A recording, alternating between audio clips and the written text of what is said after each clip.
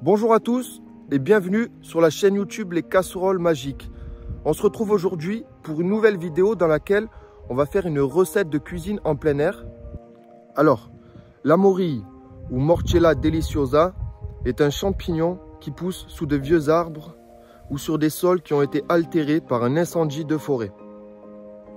Les ramasseurs ont remarqué qu'elle se reproduisait en plus grand nombre dans ces endroits-là, mais il n'y a pas d'explication scientifique ni de fait avéré sur tout ça. Voilà.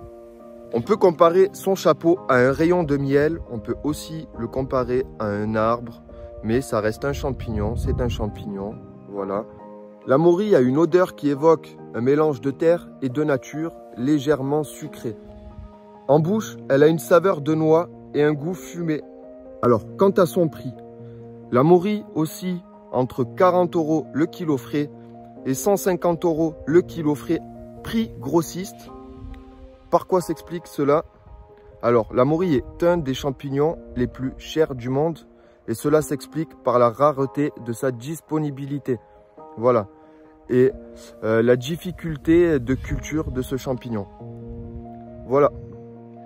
On se retrouve de suite, je vous montre nos morilles que l'on vend sur notre boutique en ligne. À de suite. Alors, vous pourrez trouver nos morilles en vente dans le lien qui se trouve en bas dans la description. Avec le code promotion bienvenue 48, vous bénéficiez d'un code de promo de 20%. Et voilà. J'espère que vous allez passer un bon moment en regardant notre vidéo. On vous souhaite un bon visionnage à tous. À de suite.